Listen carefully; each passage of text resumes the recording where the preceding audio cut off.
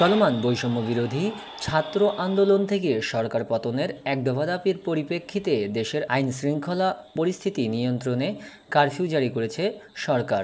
রোববার সন্ধ্যা থেকে অনির্দিষ্টকালের জন্য চলা এই কারফিউ প্রত্যাখ্যান করেছেন আন্দোলনের সমন্বয়করা।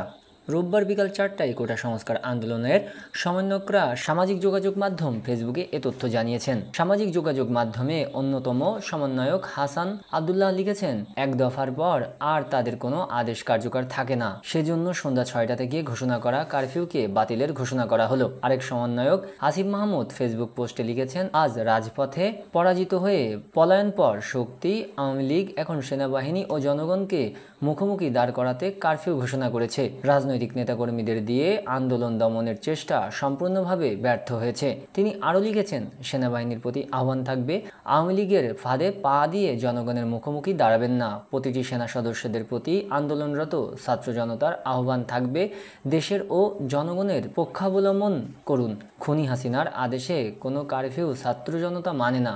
আমাদের আন্দোলন ও কর্মসূচি চলমান থাকবে।